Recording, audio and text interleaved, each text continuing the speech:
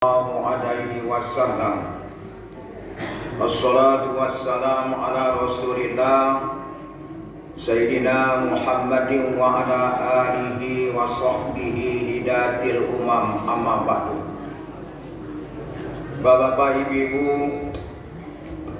jamaah salat isya, tarawih dan witir Masjid Jami Nurul Islam yang saya hormati, puji syukur kita persembahkan kehadirat Allah Subhanahu wa Ta'ala, karena dengan karunia nikmat kesehatan dan kesempatan sehingga malam ini kita dapat melaksanakan sholat berjamaah di dalam masjid yang mulia ini, yang walaupun dalam suasana COVID-19.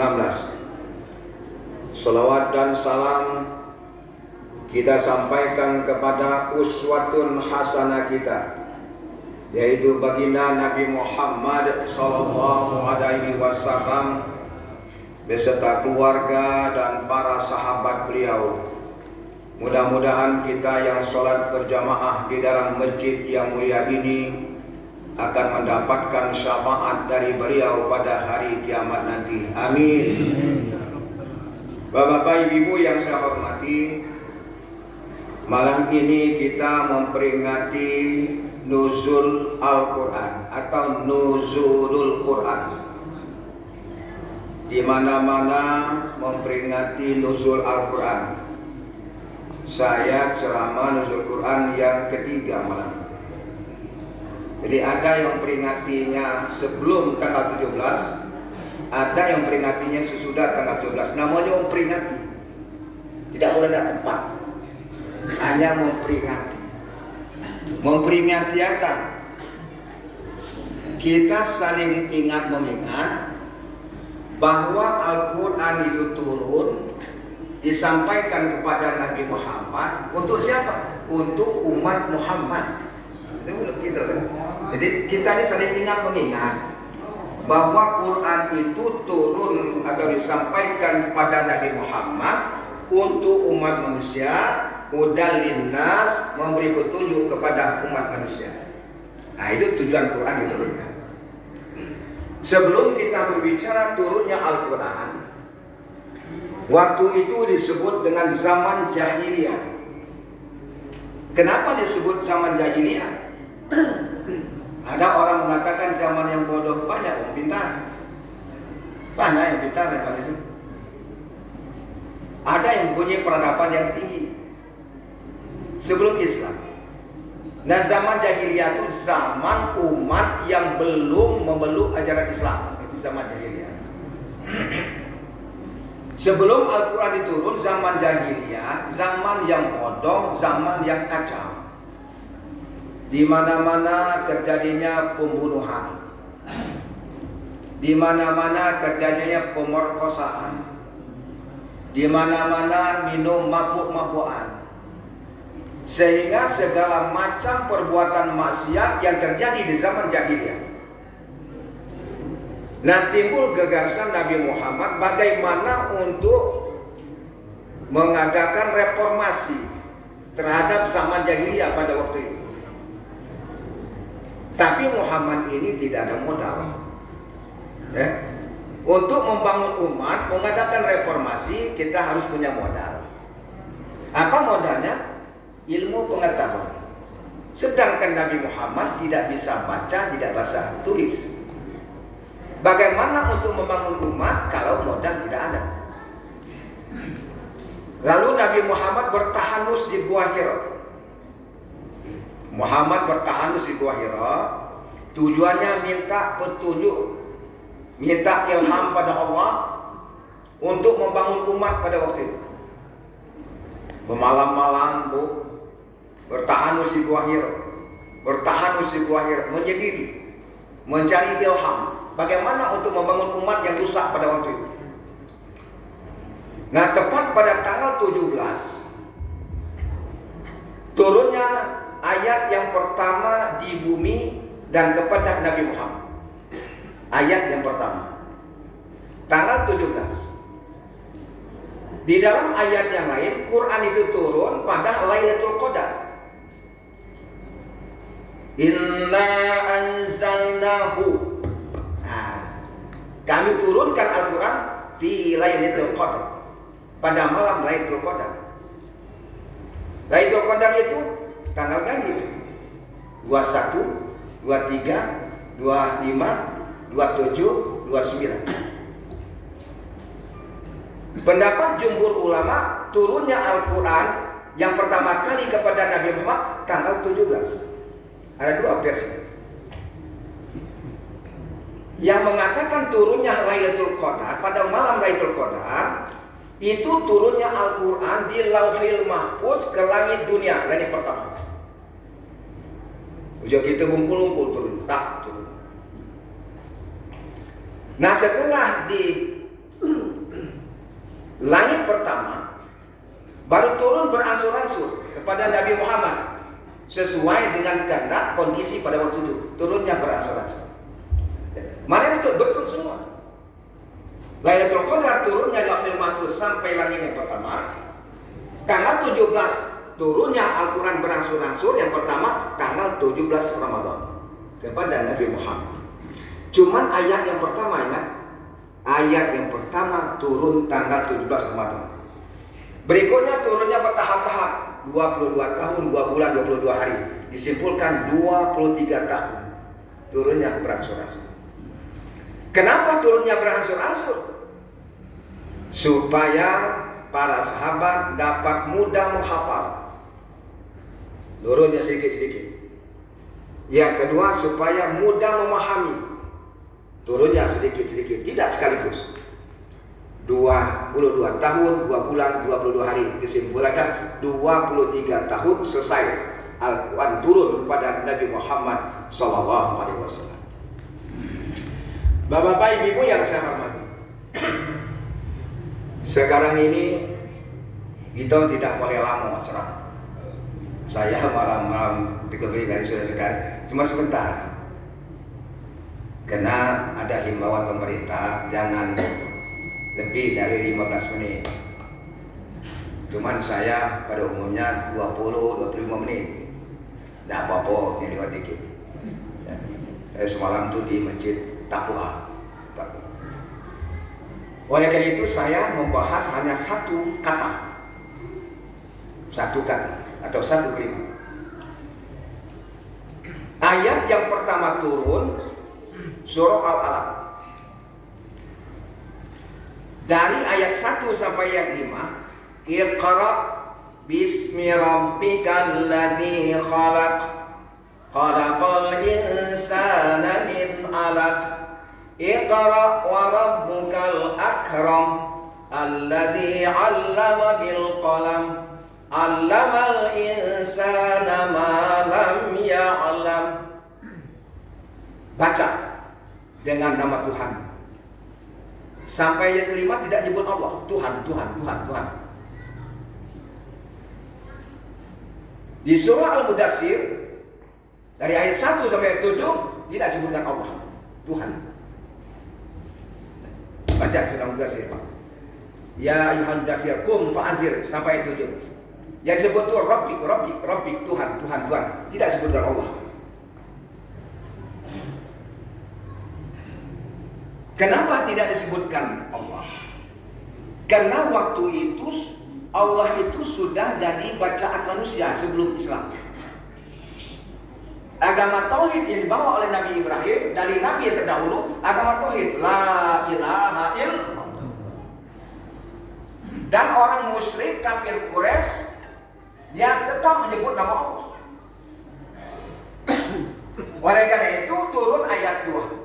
Tuhanmu tidak disebutkan Allah karena waktu itu Allah sudah dibicarakan oleh umat. Kalau disebutkan Allah, kata orang musyrik, kami sudah lama menyebut Allah. Iqra bismillah, bacalah dengan nama Allah. Kata orang kafir Quraisy, sama dengan kami, Tuhan kami Allah. Sama. Cuman bedanya kita bertuhan pada Allah langsung. Orang musyrik pakai perantara. Dia tetap nyembah Allah, tapi pakai perantara, jin dan berhala. Kalau ditanya di zaman jahiliyah, kenapa Anda menyembah berhala? Dijawabnya dalam surah Az-Zumar ayat 3, ma na'buduhum illa yuqarribuna ilallahi zulfa. Kata orang musyrik, kami tidak menyembah berhala, kami menyembah Allah. Tapi mohon dengan berhala ini untuk mendekatkan diri pada Allah Subhanahu wa taala. Di zaman jahiliyah Allah sudah sering dibacakan oleh orang kafir Quraisy. Oleh karena itu di ayat turun tidak menyebutkan Allah, nanti akan dicaci maki oleh orang musyrik. Allah itu sudah ucapan kami. Sama. Dia menyembah Allah pakai perantara. Kita menyembah Allah langsung. Doanya langsung. Oleh karena itu, kalau kita nak ziarah ke kuburan, jangan terjerumus pada perbuatan syirik. Sebab ada saya dengar, kapan nak masuk Idul Fitri ke kuburan? Kapan ditanya ngapa ke kuburan? Nak ziarah orang tua, minta izin supaya sehat dunia akhirat. Hukumnya syirik. Kalau dihubungkan di zaman jahiliyah, kalau ditanya kenapa Anda menyembah berhala, ma na'buduhum illa yuqarribuna ilallahi zulfa. Kami tidak menyembah berhala, kami menyembah Allah, tapi mohon dengan berhala ini untuk mendekatkan diri pada Allah Subhanahu wa taala. Jadi untuk mendekatkan diri pada Allah, berhala. Maka tidak disebutkan Iqra bismillah, Iqra bismi rabbik. Ayat yang pertama, Iqra bismi rabbik, bacalah dengan nama Tuhanmu. Maksudnya, bekerjalah kamu karena Tuhanmu. Bergeraklah kamu karena Tuhanmu. Nah, kalau kita semua aktivitas kita karena Tuhan, karena Allah, insya Allah barokah. Insya Allah yang kita lakukan barokah. Diawali dengan menyebut nama Tuhan Allah Subhanahu wa taala. Baik. Ayat yang pertama turun Iqra. Iqra di dalam Quran cuma 3. 6.236 ayat itu Iqra cuma 3 tempat. 2 dalam surah Al-Alaq, 1 dalam surah Bani Israel ayat 14. Cuma 3 Iqra. Yang pertama, Iqra bismi rabbikal ladzi khalaq. 1. Iqra wa rabbukal akram. 2. Satu lagi di Bani Israel. Iqra kitabak kafa bi nafsikal yawma 'alaika hasiba. 3 ya. 2 di dalam surah Al-Alaq. Tak kata yang dibaca. Ulang lagi. Dalam surah Al-Alaq, tak kata yang dibaca. Saya bacakan. Iqra bismi rabbikal ladzi khalaq. Bacalah dengan nama Tuhanmu yang menjadikan. Apa yang dibaca? Tak kata. Ayat yang kedua, Iqra wa rabbukal akram. Bacalah dan Tuhanmu agungkan. Apa yang baca? Tak kata. Cuman ada yang dibaca pada surah Bani Israel ayat 14. Iqra kitabak. Bacalah kitabmu. Jelasin. Iqra kitabak. Baca kitabmu. Kafa bi nafsikal yawma 'alaika hasiba. Cukuplah kata Allah engkau penghitung amalmu. Jadi kita kaki diberi catatan buku masing-masing. Kita yang bacanya. Catatan perbuatan di dunia ini diserahkan buku. Itu jelas ada yang dibaca. Nah, surah Al-Alaq tidak jelas apa yang dibaca. Nah, menurut ahli tafsir, sebagian ahli tafsir mengatakan kalau yang dibaca tidak jelas, baca secara umum. Yang pertama, baca yang tersurat. Namanya ayat qauliyah. Yang kedua, baca yang tersirat. Nah ini kan, baca yang tersurat, baca yang tersirat. Mana Quran? Ulang lagi ya. Kalau dibaca itu tidak jelas, baca secara umum, baca yang tersurat, surat, baca yang tersirat. Yang tersurat ini ya, surat tertulis. Nah, sudah ditulis namanya kitab. Al-Quran kitab suci. Baca yang tersurat, baca ini tersurat. Ya. Nah kalau kita baca ini, ngerti tidak ngerti, paham atau tidak paham, asal bacanya benar, dapat paham. Dia lagi baca Al-Quran dengan baik, walaupun tidak ngerti, walaupun tidak paham, dapat paham. Baca ini. Di dalam hadis Nabi, alladzi yaqra'ul Qur'an fa innahu ya'ti yaumal qiyamah syafi'an li ashabi. Orang yang baca Quran ini, nanti Quran itu datang pada hari kiamat memberi syafaat pada orang yang baca Quran. Baca, dapat pertolongan, dapat syafaat dari Al-Quran. Quran yang mana? Nah, tanda-tanya, Quran yang mana? Ini belum tentu. Kajian gitu. Quran yang ini belum tentu. Kalau saya tanya, kalau saya katakan ini kitab suci, betul tak? Betul. Kalau ini dikatakan kumpulan wahyu mushaf, betul tak? Betul. Kalau dikatakan ini Quran, betul tak? Betul. Nah Quran yang mana yang nolong? Antara tiga ini. Yang bisa nolong begini. Bismillahirrahmanirrahim. Qul huwallahu ahad, dan seterusnya. Apa Pak Zakaria dibaca Quran? Apa yang dibaca Quran? Yang nolong yang mana? Yang itu yang dibaca itu. Kalau ini terkapar di rumah, tidak pernah dibaca, tidak pernah baca Quran, nanti kitab suci itu datang pada hari kiamat melaknat manusia yang punya kitab suci tapi tidak dijadikan Quran, tidak dibaca. Tidak pernah baca Quran di rumah, disimpan. Kapan keluar acara pernikahan, syukur. Udah itu selamat tinggal Quran, nanti ketemu lagi. Ada kematian.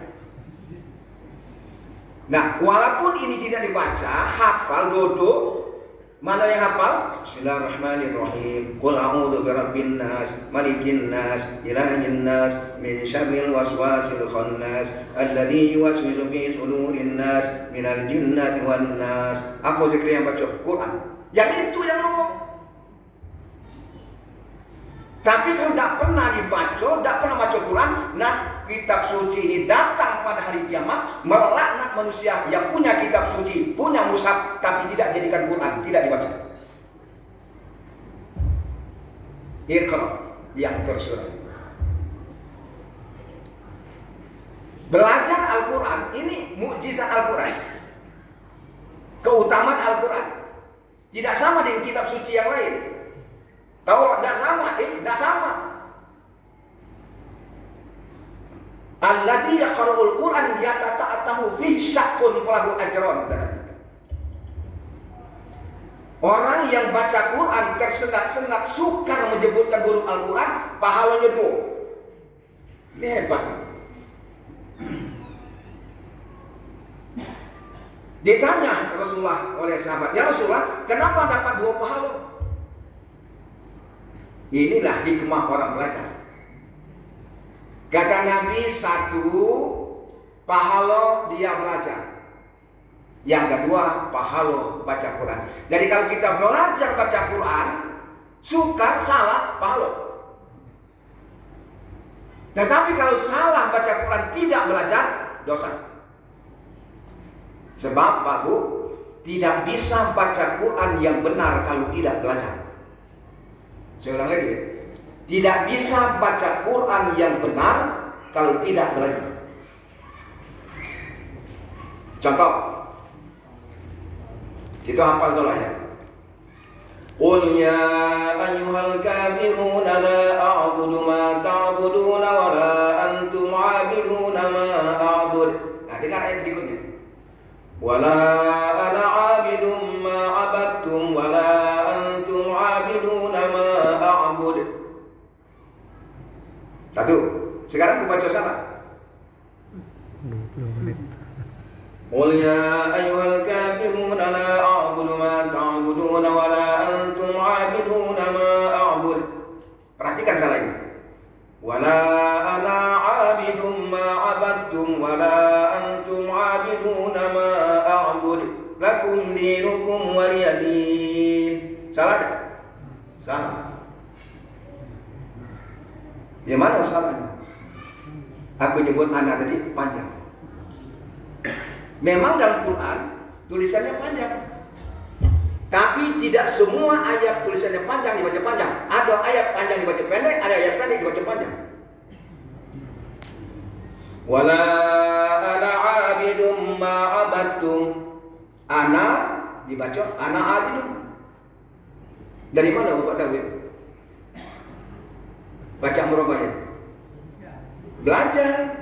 Di mana Pak kamu tahu? Waktu saya belajar diajar guru begitu. Artinya tidak bisa baca Quran yang benar kalau tidak belajar, kalau tidak berguru. Ada ayat dibaca panjang. Sering kita dengar membaca Yasin. Sekian puluh tahun salah. Dengar. Di topik ikhlas sekarang kan? Baca Quran. Turun Al-Quran. Qalu ya wailana man ba'athana min marqadina hadza ma wa'ada ar-rahman wa sadaqal mursalun. Kalau musabaqah langsung dikurang 2 poin. Kalau baca seperti itu. Kenapa? Salah besar. Kalau salah kecil min setengah. Salah besar langsung min 2. Saya ulang lagi, mana salah? Qalu ya wailana man ba'athana min marqadina hadza ma wa'ada ar-rahman wa sadaqal mursalun. Nah, nato-nato saya dengar. Kalau di jemaah itu ada lagi kan, di tempat lain gitu. Dia salah menyebutkan min marqadina, di situ 2 harkat.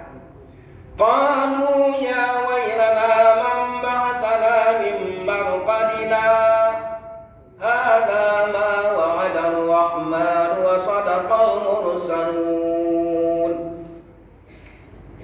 Dikit salahnya, cuma salah besar. Menghilangkan alif artinya menghilangkan kami.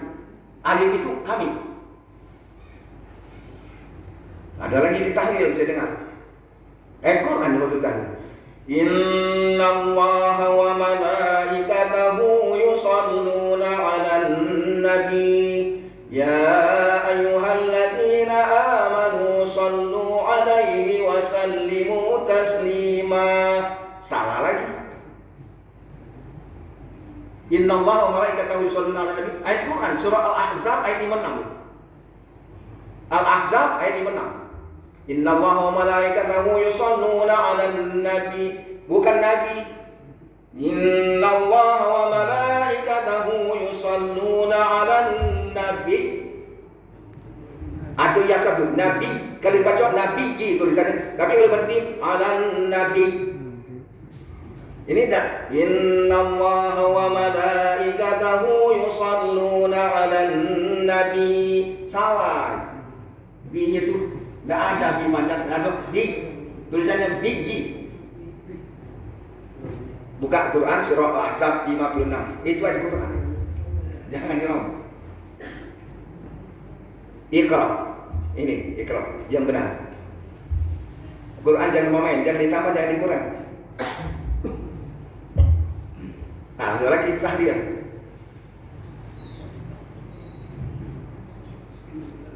Ada maklumatika wa midada kalimati salah kamu. Ada maklumati. Ini dah putus. Ada mak dari nafas. Salah. Nah itu kenapa? Mungkin macam tadi tidak belajar. Kalau dia belajar bertanya kemana? Ke Pak Noto, umpamanya di sini kan? Mana Pak ini benar beda? Tidak simak. Oleh karena itu di mana-mana saya ceramah, Jangan mengejar nak tamat Quran, bacanya salah, lebih baik dikit asal benar.